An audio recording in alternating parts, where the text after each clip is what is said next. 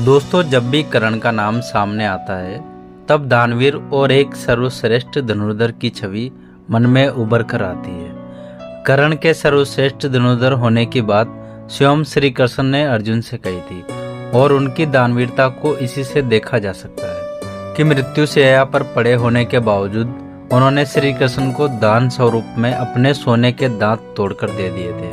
कर्ण की यही दानवीरता उनकी मृत्यु का कारण भी बनी। लगभग सभी ने कर्ण की दानवीरता का फायदा उठाया, मगर कर्ण की दानवीरता से खुश होकर भगवान शिव तथा श्री वरदान तक दे डाला। लेकिन दोस्तों, क्या आपको पता है कि बर्बरिक ने उन्हें क्या दिया था? अगर नहीं तो आइए जानते हैं कि आखिर मरते हुए कर्ण को बर्बरिक ने क्या दिया।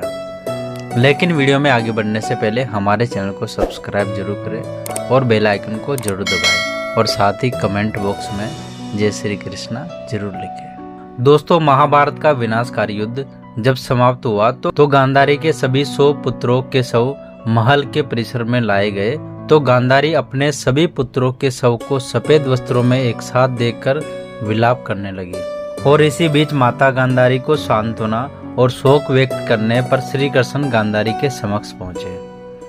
उन्हें देखकर माता गांधारी क्रोध से भर उठी और श्री कृष्ण से कहने लगी, यह सब तुम्हारे कारण ही हुआ है वासुदेव। तुम्हारे छल और युद्ध नीति के कारण ही आज मेरे सभी पुत्र मृत्यु को प्राप्त हो गए।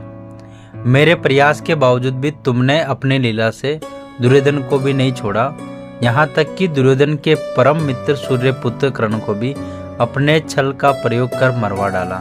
वह कर्ण जिसे पांडव जीते जी कभी भी सम्मान नहीं दे सके, उसे सूत पुत्र कहकर अपमानित करते रहे। उस दानवीर कर्ण को भी तुमने नहीं छोड़ा।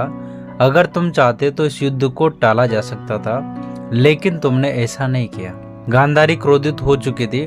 उन्होंने कहा कि तुम्हारे कृत्यों को माफ नहीं किया जा सकता, इसलिए आज मैं गांधारी तुम्हें श्राप देती हूँ कि जिस प्रकार तुमने मेरे वंश का नाश किया है, ठीक उसी प्रकार तुम्हारे पूरे कुल का विनाश हो जाएगा।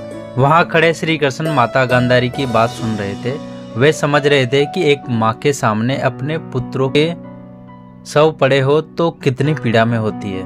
माता गांधारी के श्राप के पश्चात श्री कृष्ण हाथ जोड़कर विनम्रता से माता गांधारी से कहते हैं, माता मुझे माफ करे, लेकिन क्या आपको युद्ध की सत्यता के बारे में ज्ञात है? आप कृपया मेरे साथ रणभूमि में चले जहां युद्ध हुआ था। इसके पश्चात गांधारी जब युद्ध भूमि में पहुंची तो भगवान श्री कृष्ण ने कहा, माता इस युद्ध और कर्ण की मृत्यु की सत्यता आप अपने पौत्र बर्बरिक के मुख से सुन सकती है, क्योंकि उनकी मृत्यु के पश्चात भी उसकी आंखों ने संपूर्ण युद्ध को अपनी आंखों से देखा है। बर्बरिक ही आपको युद्ध के छल और नीतियों से अवगत कराएगा। इसके पश्चात गांधारी बर्बरिक से कहती है, यह पुत्र बर्बरिक, तुमने अगर पूरे युद्ध को अपनी आंखों से देखा है तो कृपया मुझे केवल कर्ण की मृत्यु का राज बताओ। क्या दानवीर कर्ण की मृत्यु छल द्वारा नहीं की गई? तब बर्बरिक कहते हैं कि माता, कर्ण तो जन्म से ही भाग्य के मारे थे। उनके जन्म के साथ ही वह अपनी माता से बिछड़ गए। उन्हें सूत पुत्र कहा जाने लगा। इसी भाग्य की दुर्बलता के कारण कर्ण ने महायोद्धा और दानवीर होते हुए भी अनीति का साथ दिया और इसी वजह से उनकी मृत्यु हुई।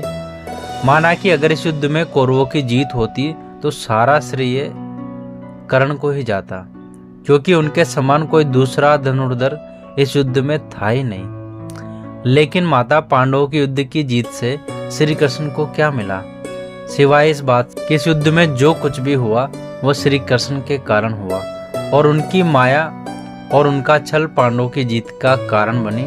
यह बात आज भी कही जा रही है और आने वाले समय में भी कही जाएगी। यह दोष युगांतरों तक श्री कृष्ण पर लगते रहेंगे। लेकिन माता, आज मैं आपको बताता हूँ कि इस पूरी युद्ध भूमि में अगर कोई था तो वो श्री कृष्ण ही थे। कर्ण के रूप में भी श्री कृष्ण ही थे।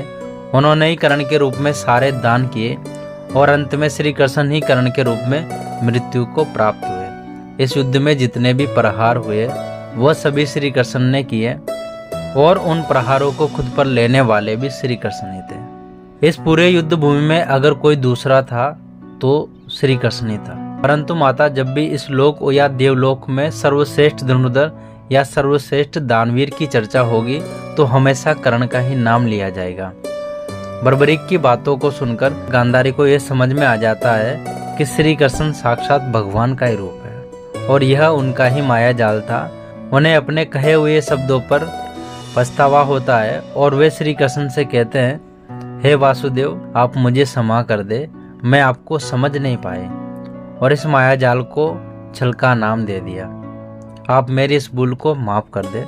तो दोस्तों, आपको वीडियो कैसी लगी हमें कमेंट बॉक्स में ज़रूर बताएं और अगर आप पहली बार हमारे चैनल पे आए हो तो हमारे चैनल को सब्सक्राइब जरूर करें और बेल आइकन को दबाना ना भूलें ताकि आने वाली ऐसी हर एक फैक्ट वाली वीडियो का नोटिफिकेशन आपको सबसे पहले मिल सके। तो मिलते हैं ऐसी एक और फैक्ट वाली वीडियो में, तब तक सब अपना ख्याल रखिएगा। Thank you so much.